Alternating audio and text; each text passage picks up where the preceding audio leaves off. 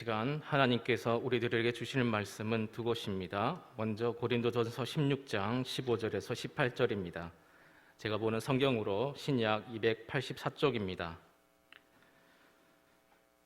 말씀을 봉독할 때에 하나님의 음성을 들으시기 바랍니다. 형제들아, 스데바나 집은 곧 아가야의 첫 열매요 또 성도 섬기기로 작정한 줄을 너희가 아는지라. 내가 너희를 권하노니 이 같은 사람들과 또 함께 일하며 수고하는 모든 사람에게 순종하라.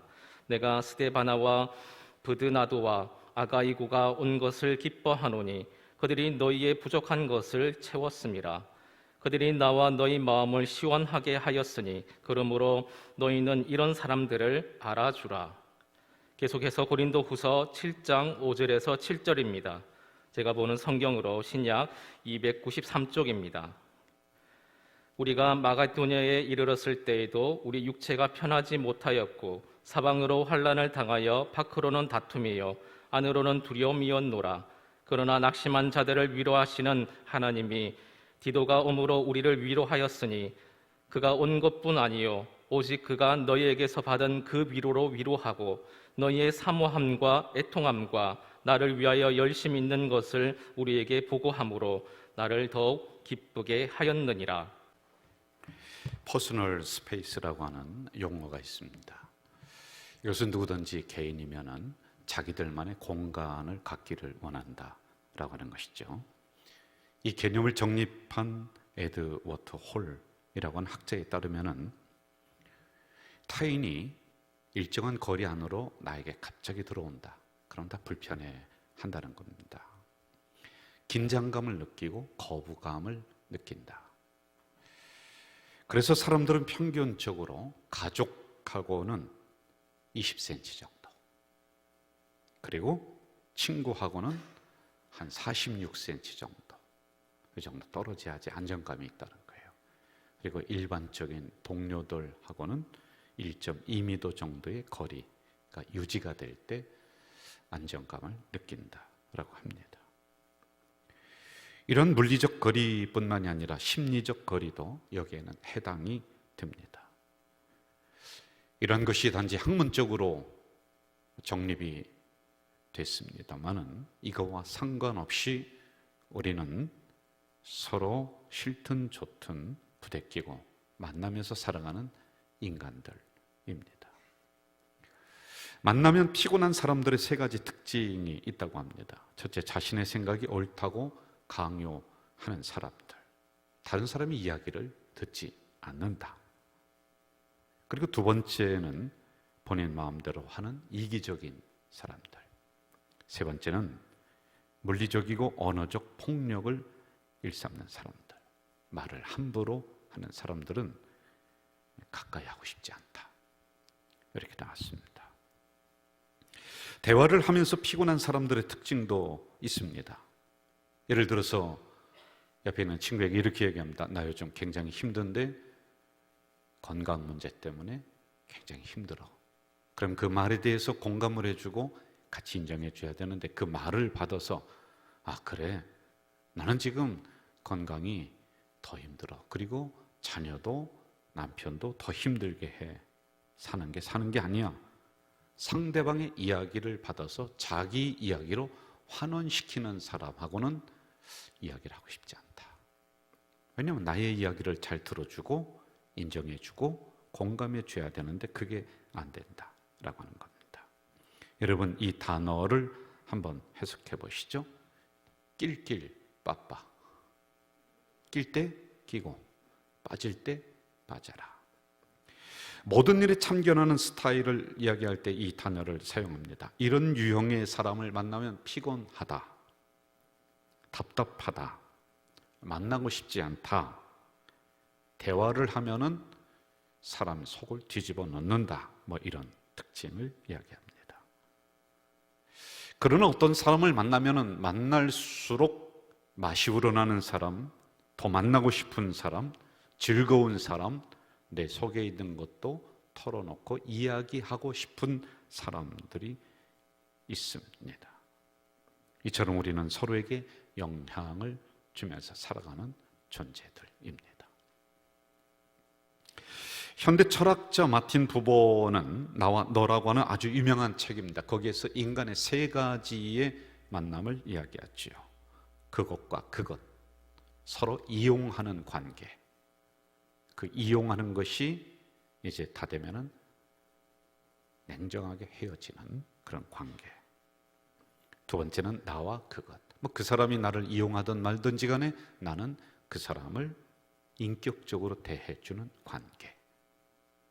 그리고 세 번째는 나와 너.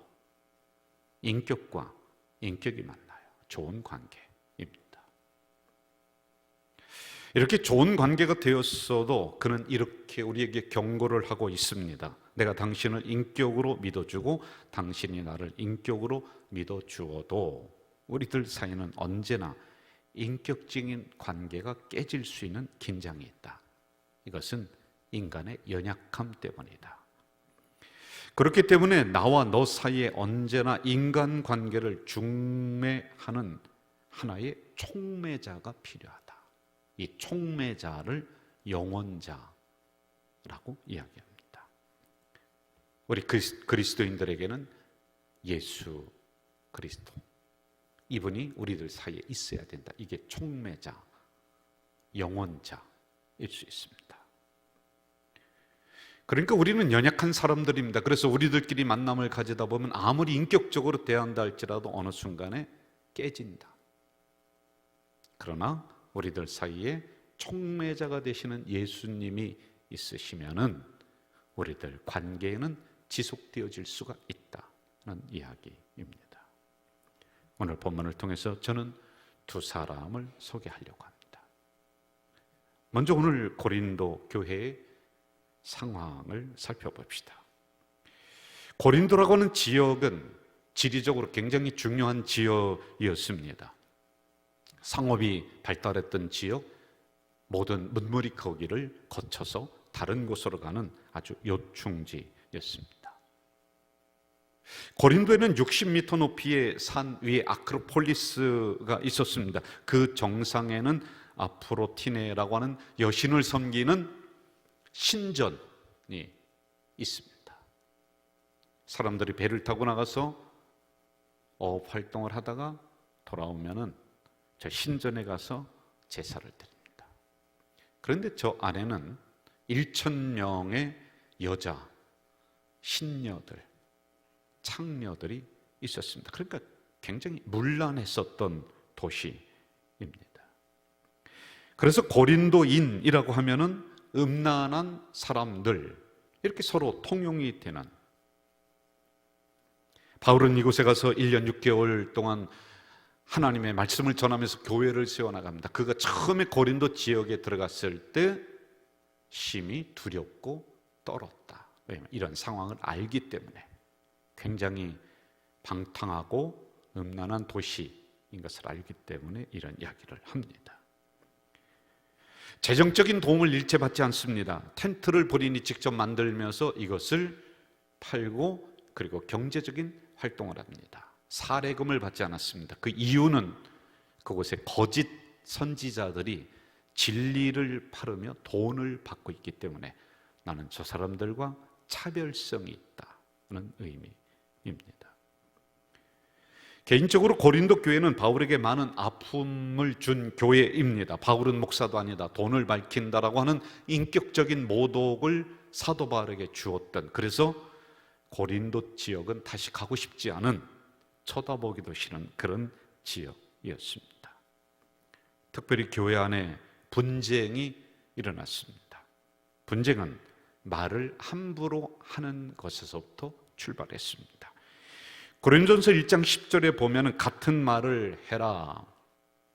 이 뜻은 말을 더해서 퍼뜨리지 말라, 유언 비어를 하지 말라, 뒤에서 뒷담화를 하지 마라. 그리고 또 하나는 서로 깊은 소통의 대화를 통해 같은 목적을 알아야지만이 된다. 그러니까 서로 소통이 끊겼던 그런 성도들이었습니다. 이율곡 선생님은 저 왜구가 쳐들어올 것을 예견하고는 10만 양병설을 주장을 합니다. 이렇게 말했으면 알아들었기 쉬웠을 것 같습니다. 선조 대왕에게 전하 10만의 대군을 양성하여 외적의 침입을 미리 대비하셔야 합니다. 아주 간단한 문장이었습니다. 그런데 이율국 선생님은 강원도 강릉 분이시라 사투리가 굉장히 심하십니다. 이 사투리로 이런 상황을 선조 대왕에게 전합니다. 그런데 소통이 안 됩니다. 제가 강원도 사투리를 할 수가 없어서 한번 들어보시죠. 자들이 운면허 빡신기 영계에 갇혀가지고 하마 서구문무로 받아들여가지고요 쇠꼭 등거를 막 자들고 빠꾸고 이래가지고 뭔 조총이란 걸 맹그런데 한쪽 군영 큰 데다가는 화약 등거리하고 제제한 쇠꼭 등거리를 우겨놓고는 이쪽 반대편에는 조그마한 군용을 뚫어서 거기다 눈가리를 들어대고 저 앞에 있는 사람을 존줘서 들어 쏘면은 그 한 번 거다 들리면 대토반에 쇠사리가 빠지지 않소. 그 총알이라는 게 날아가서 대가빠리 맞으면은 뇌진타워를 즉사고요. 눈가리 들어 걸리면은 눈가리가 다 막살나고 배때기 맞으면 창지가 막 개 나와가지고 대토반에 쇠사리가 빠져요. 그리고 자들이 대가리로 대토반이 댐비기 때문에 10,000명, 2만, 5만 같은 택도 안 돼요. 10만 내야 돼요. 이게 불매 얘기하는데 내 말을 똑대기 들어야 되겠래요. 그리고 자들이요, 얼마나 영업시려운지요. 아주 순순히 이래가지고 되진 않아요. 아주, 우리도 아주 더 빡시게 나가고, 이래서 막 대포도 잘 맹글고, 훈련을 잘 시켜서 이래야지 되지. 안 그러면 우리가 잡아 맥혀요. 강원도 사투리. 아마 우리 윤은명 장로님은 알아듣기 쉬울 것 같습니다. 소통이 안 됐다는 거죠. 이 고린도 교회의 문제가 그거였습니다. 서로 말을 하는데 무슨 말을 하는지, 목적이 무엇인지 서로 단절되면서 문제는 점점 더 불거졌다는 것이죠. 더 큰 문제가 있었습니다. 교회 안에 4개의 파가 존재를 합니다. 고린도전서 1장 12절을 볼까요? 내가 이것을 말하거니와 너희가 각각 이르되 나는 바울에게, 나는 아볼로에게, 나는 게바에게, 나는 그리스도에게 속한 자. 바울파가 한쪽에 존재합니다. 우리가 원래 오리지널이야. 그런데 너희들은 굴러온 돌이야 라고 하는 자기들의 기득권을 주장하는 바울파가 한쪽에 있습니다. 여기에 아볼로파가 또 한쪽에 형성이 됩니다. 무슨 소리 하냐? 너희들은 무식한 사람들이야. 여기 아볼로는 헬라 철학에 아주 능통한 사람들입니다. 그래서 무식한 저들하고는 상대하지 말자라고 해서 또 한 그룹이 형성이 됩니다. 또 한쪽에서는 게바파가 일어납니다. 저 사도 바울은 보니까 말도 잘 못하고 생김새도 그렇고, 그리고 사도, 목사가 아니야. 진짜 목사는 게바 목사님이야. 그래서 우리는 게바를 추종한다. 베드로파 생깁니다. 나는 이 꼴 저 꼴 보기 싫다. 교회에서 왜 싸움을 하느냐? 교회에서 무슨 파가 필요하냐? 뭔 파가 필요하냐? 라고 하면서 나는 그리스도만 믿는다. 그런데 이 그리스도만 믿는 사람들이 또 하나의 파당이 형성이 됩니다. 이러므로 4파가 혼란이 일어나서 서로 분쟁하고 싸우는 중에 있다라고 하는 것입니다. 여러분, 이들은 누가 봐도 초대교회 존경받을 만한 인물들입니다. 이들이 와서 분쟁을 조장한 일 하나도 없습니다. 그냥 본인들이 나는 어떤 파다, 무슨 파다, 모여라 그리 하면서 교회를 혼동 속으로 몰고 들어가고 있습니다. 얼마나 여러분 어리석은 주장입니까? 하나님 아래서 모든 성도는 하나입니다. 나는 바울에게 가르침을 받았다. 여러분, 바울에게 가르침을 받아서 바울파가 만들어졌습니까? 그래서 그게 뭐가 중요합니까? 바울이 뭐가 중요하죠? 나는 게바다, 나는 아볼로다. 그래서 여러분, 그게 어떻다는 것입니까? 그분들이 가르쳐준 것이 무엇인가가 더 중요한 거지, 게바가, 아볼로가, 어느 목사님이, 그분이 과연 그렇게 중요할까요? 우리는 종종 이런 소리를 합니다. 신령한 목사님이야, 거룩한 목사님이야. 여러분, 무엇을 보고 신령하다고, 무엇을 보고 거룩하다고 이야기할까요? 제가 물어봤더니 목소리가 거룩하대요. 걸음걸이가 신령하다면 어떻게 걸어야지 신령한 걸음걸이인지 가르쳐 주십시오. 어느 기도원에 갔더니 응답이 내려오고 막 불이 내려오고 말씀이 내려오고, 그래서 나는 그 기도원을 간다. 여러분, 그 은혜를, 응답을 기도원에서 받았습니까? 목사님에게 받았습니까? 그것을 주신 분이 누구입니까? 그 다음에 은혜 못 받으면 또 어디로 돌아다니시려고 그러십니까?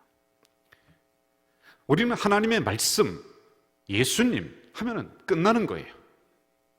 그런데 우리는 사방으로 이런 것에 신경 쓰면서 쫓아다닙니다. 큰 교회를 다니건 작은 교회를 다니건 그게 무슨 소용이 있죠? 그 교회가 진정으로 하나님의 말씀을 가르치고 선포하느냐가 더 중요한 것 아닙니까?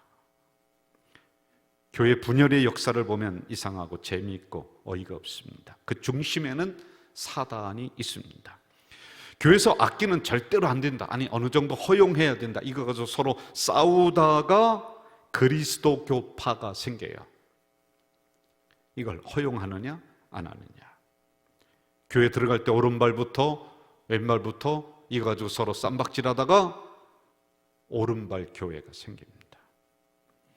옷을 입을 때 반짝이는 단추를 다느냐 마느냐, 이거 뭐 달면 어떻습니까? 그런데 달면 안 된다는 게, 이게 교회에서 이게 단추가 반짝이면은 하나님의 영광이 떨어지고 가려진다.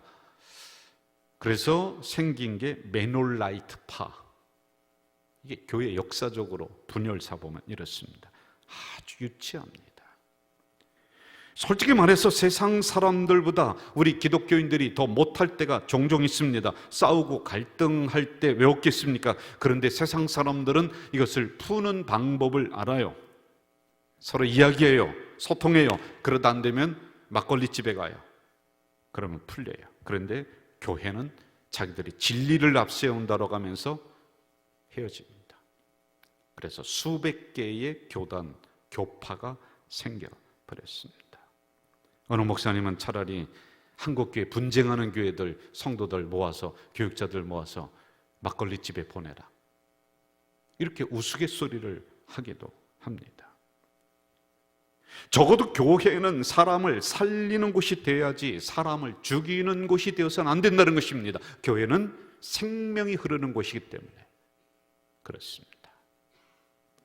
이런 혼란한 교회 가운데 두 사람을 소개하면서 오늘 여러분과 저에게 닮으라 말씀하십니다. 고린도전서 16장 15절, 스데바나의 집은 곧 아가야의 첫 열매다. 18절, 그들이 나와 너희 마음을 시원하게 하였으니 그러므로 너희는 이 사람들을 알아주라. 스데바나를 생각하면은 교인들의 마음이 시원해졌다. 여러분, 여기서 시원하다라는 것은 힘이 나게 했다라고 하는 뜻입니다. 이 가정은 성도들에게, 그리고 교회에게, 그리고 목회자인 사도 바울에게 여름철에 시원한 냉수처럼 마음을 아주 시원하게 하고 탁 트이게 해주고 웃음을 주었던 가정, 그리고 성도이었습니다.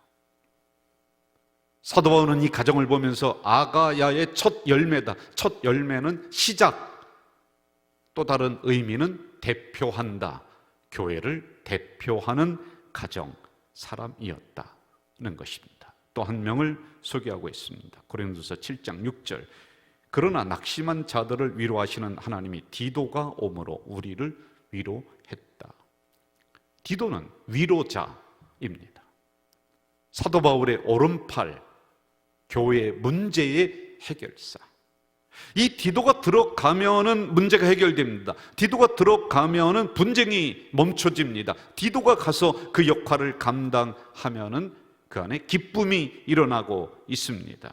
그래서 사도 바울은 고린도후서 2장 8장 23절에 이렇게 말하죠. 디도로 말하면 나의 동무요 나의 동역자다, 이렇게 언급합니다. 이런 분들의 특징이 나옵니다. 첫째, 먼저 섬겼다. 15절입니다. 형제들아, 스데바나의 집은 곧 아가의 첫 열매여 또 성도 섬기기로 작정한 줄을, 작정했다.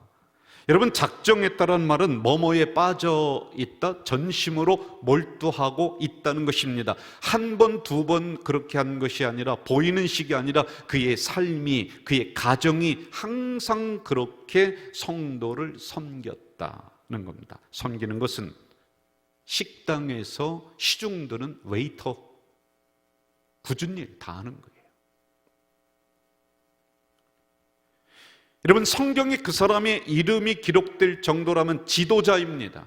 아무나 기록하지 않습니다. 그런데 이런 지도자가 교회에 나가서 웨이터 역할을 하는 거예요. 굳은 일을 도맡아서 하는 것입니다. 그랬더니 그 교회에 분쟁이 없어집니다. 말이 잦아듭니다.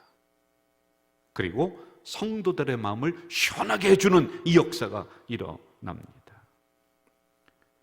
교회를 세우는 기본적인 근간 여러 가지가 있습니다. 그러나 모든 것을 관통하는 두 가지, 섬김과 사랑. 교회는 섬김과 사랑의 토대 위에 세워집니다. 여러분, 우리를 한 식구, 권속, 영적으로 우리가 무슨 피를 나눴어요? 혈연 관계 아닙니다. 그러나 예수의 피로 우리는 혈연 관계로 맺어졌다. 그래서 권속이라고 하는 것입니다. 한번 하나님의 섭리라고 하는 측면으로 우리 모두를 한번 살펴보세요. 5만 개가 넘는 교회 중에 가져줄게로 우리를 불렀습니다. 그리고 우리나라에만 1천만 명이 넘는 성도가 있는데 우리를 한 교회, 한 부서에서 일하도록. 이게 하나님의 섭리가 아니고는 설명이 안 돼요, 여러분. 우리가 80년을 살아가는 동안 이렇게 만나서 함께 행복하게 신앙생활할 수 있는 확률은 거의 없습니다. 하나님의 섭리, 하나님의 뜻, 이걸로 설명하지 않고는 설명이 안 됩니다. 세상에서도 우리의 만남은 우연이 아니야, 우연이 아니라는 거예요. 그런데 하물며 하나님의 교회에서 같은 부서에서 같은 봉사하면서 하나님을 섬긴다라고 하는 것은 여러분 우연이 아닙니다. 여기에는 하나님의 기가 막힌 섭리와 뜻이 작용하고 있다는 것입니다. 사람이 죽으면서 세 가지 후회한다고 그러죠. 베풀지 못한 것, 참지 못한 것, 조금 더 참을 걸, 그리고 사랑하면서 섬기지 못한 거, 아유 그때 내가 조금 더 섬길 걸, 후회한답니다. 우리 멀리 보지 맙시다. 저 우크라이나 어디, 그거 좋습니다. 우리가 기도해야 됩니다. 근데 우리가 못 달려갑니다. 그냥 가까이에 있는, 옆에 있는 사람은 손만 뻗으면 우리가 다 달 수 있습니다. 그러므로 우리는 가까이에 있는 한 권속부터 우리가 섬겨야 됩니다. 섬기는 방법을 모르겠다. 그럼 여러분, 입술로 섬기는 것입니다. 함께 신앙생활하는 내 주변의 사람들에게 격려의 말로 그 사람을 섬겨주는 것입니다. 어느 조사에서 보니까 교회를 떠나는 1순위 성도들 간의 말을 함부로 하는 거예요. 그래서 상처받아서 교회를 떠나는 경우가 대부분이라는 겁니다. 말투라는 게 있습니다. 말투라고 하는 것은 말에서 풍겨나는 그 사람의 인격, 혹은 말에서 풍기는 그 사람의 태도. 제가 여러분 책을 하나 강력하게 추천하는데 꼭 사보세요. 모든 관계는 말투에서 시작이 된다.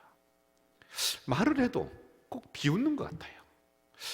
진심으로 얘기하는 때 꼭 농담 같아요. 그게 말투의 차이입니다. 비웃는 것이 아니라 진정성을 가진 말로 성도를 살리는 사람이 되시기를 주 이름으로 축원합니다. 그래야지 이 여름날에 시원한 성도들, 시원한 교회 될 줄로 믿습니다. 두 번째, 이 사람들의 특징이 나와요. 서로 협력하며 서로 존중했다. 16절, 이 같은 사람들과 또 함께 일하며 수고하는 모든 사람에게 순종하라.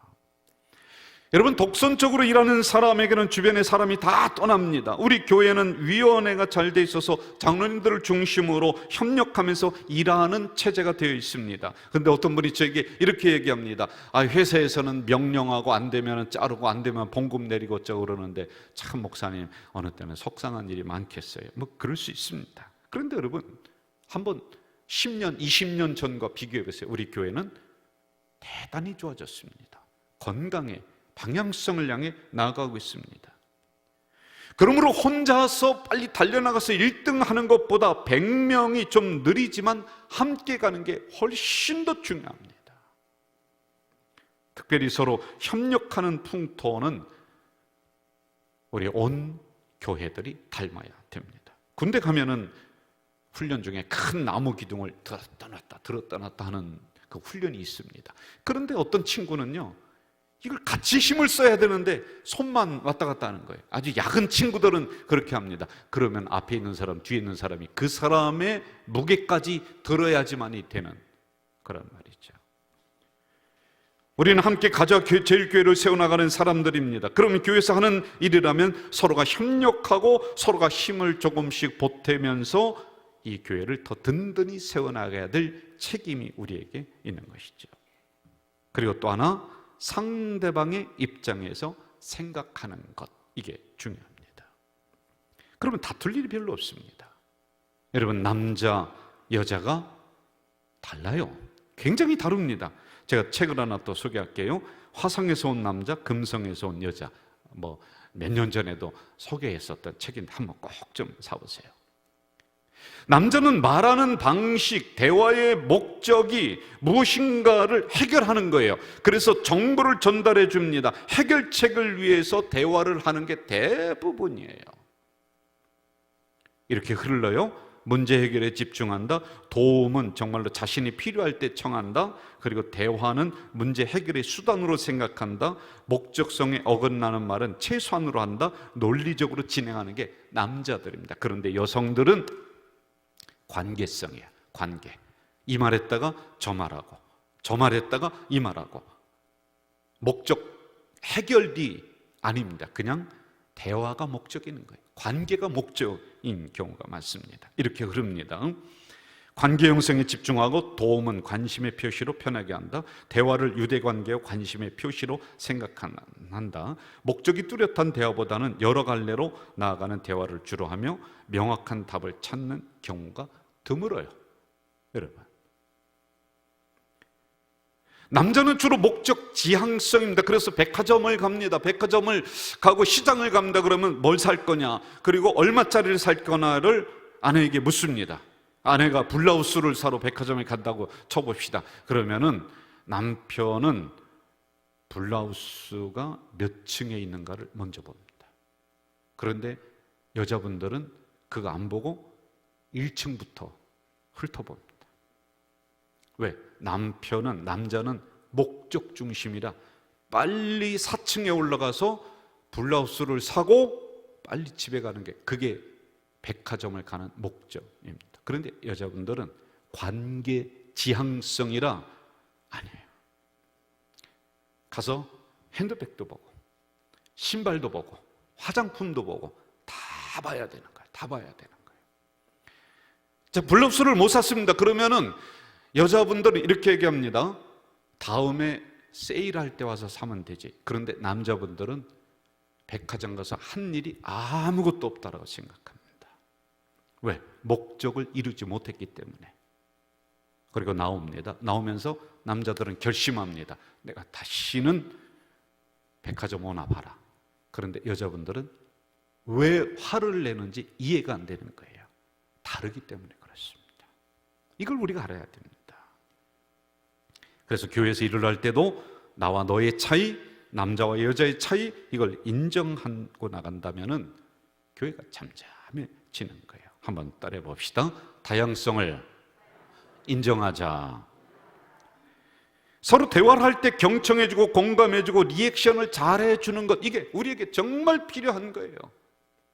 아, 그렇구나. 잘 들어주고, 아이고 힘들었겠구나. 리액션을 잘해주고 하는 것들. 세 번째로 이런 사람들의 특징이 나옵니다. 갈등과 문제를 해결한다.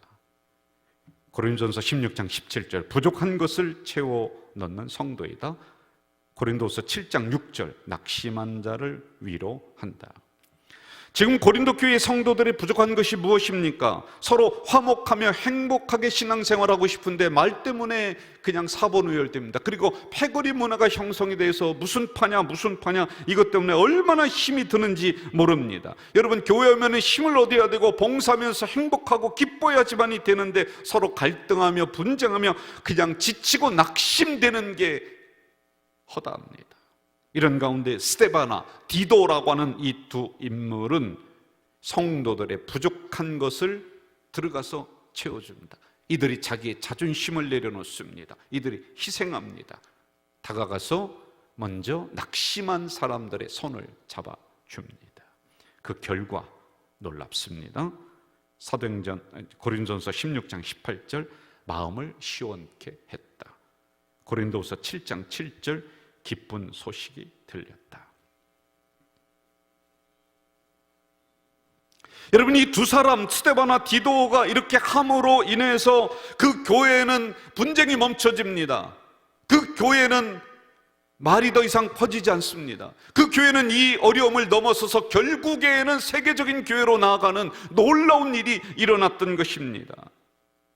결국 이 교회로 말미암아서 모든 성도들은 신나고 행복한 신앙생활을 합니다. 사도 바울은 이게 너무 고마웠습니다. 그래서 성경에 그 이름을 기록합니다. 저들 부부는, 그리고 저 사람은 교회를 시원하게 해줬다, 성도를 시원하게 해줬던 스데바나이다, 디도이다. 우리의 마음을 탁 트이게 해줬던 사람이다. 사람을 살렸다. 교회 안에는 두 종류의 사람이 있다고 했죠. 열을 받게 하는 사람이 있고 열을 식혀주는 사람이 있다고 합니다. 사람을 살리는 사람이 있고 사람을 죽이는 사람이 있다고 합니다. 그 사람 만나면 걱정이 반으로 줄어드는 사람이 있고 그 사람 만나면 걱정이 2배, 3배로 늘어나는 사람이 있다고 합니다. 어떤 사람 만나면 기분이 좋다가도 안 좋은 사람이 있고 어떤 사람 만나면 기분이 안 좋다가도 좋은 사람이 있다라고 합니다. 이번 경주에서 3,000명 되는 우리 교단의 장로님들이 모여서 장로 수련회를 했습니다. 주제는 주여 화목하게 하소서, 이게 주제였어요. 장로회장 유재돈 장로님은 이렇게 말해요. 찢기고 상처 입은 한국교회를 장로님들이 앞장서서 화목하게 하는 직분을 감당해야 한다. 이게 제 얘기가 아니에요. 이때 주제가 그렇습니다. 한 달 전인가요? 2달 전에 스승님이 돌아가셨습니다. 제가 와서 빈소를 지키고 있는데 저녁에 천안중앙교회 성도님들이 많이 오겠죠. 저도 잘 알죠. 그런데 2분이 오셔서 한 분은 장로님, 한 분은 안수 집사님 되는 것 같아요. 저하고도 잘 알고 있는 분인데 저에게 오더니 목사님 죄송합니다 그래. 뜬금없이 무슨 언제 제가 만났다, 그동안에 만난 일이 없거든요. 그런데 죄송합니다 그러는 거예요. 뭐가요? 그랬더니 저희들 때문에 그 요구르트 사건 때문에 목사님 속 많이 상하셨죠. 그래서 죄송합니다. 여러분, 요구르트 사건이라고 잘 아시죠? 제가 거기에 부목사로 있을 때 수련회를 갔습니다. 아동부 교회학교를 데려갔는데 부장님이 2분이 이렇게 같이 가신 거예요. 같이 수련회를 하고 있는데 밥을 먹는데 부장님들이 식당에서 대판 싸웠어요. 학생들도 막 오는데 저 주방 안에는 봉사자도 있고 교사들도 있는데 막 소리 지르면서 싸우는, 제가 가도 소리 지르면서 막 싸우는 거예요. 그 왜 그러냐고 그랬더니 이쪽에 있는 부장님은 요구르트를 아이들에게 주는데 밥 먹기 전에 주자, 이쪽에 있는 사람은 밥 먹고 난 다음에 주자, 이가지고 대판 붙은 거예요. 그런데 그걸 20년이 지난 다음에 저에게 와서 목사님 2분이서 오더니 죄송합니다, 요구르트 때문에 속 많이 상하셨죠. 이게 그분들 마음에 걸렸던 모양이에요. 제가 웃으면서 그랬습니다. 그래 2분이 화해를 하셨습니까? 그랬더니 그분들이 그 사건 이후로 더 친하게 지나고 그 부서가 더 단단해지고 협력하는 사이가 되었고, 그것만이 아니라 천안중앙교회에서는 서로 갈등하고 싸우는 풍토가 아닌 것으로 이분들이 지도자들을 이렇게 만들어냈다, 이 이야기를 저에게 해주더라고요. 여러분, 이게 그리스도인입니다. 제가 묻겠습니다. 여러분은 누군가에게 한 번이라도 시원하게 해준 적이 있습니까? 여러분은 누군가에게 기쁜 소식을 전해 주셨습니까? 이 여름날에 주변에 있는 성도들에게 시원한 마음을 탁 트이게 해주는 우리 성도들 되시길 주 이름으로 부탁드립니다. 사랑하시는 아버지 하나님, 오늘 거룩한 성일 저희들에게 이렇게 주셨는데 날씨가 참 덥습니다. 그런데 하나님, 스데바나처럼 디도처럼 마음을 시원하게 해주고 성도를 시원하게 해주고 교회를 시원하게 해주는 우리 가자 공동체 성도들이 되도록 인도해 주시옵소서. 예수님의 이름으로 기도하옵나이다. 아멘.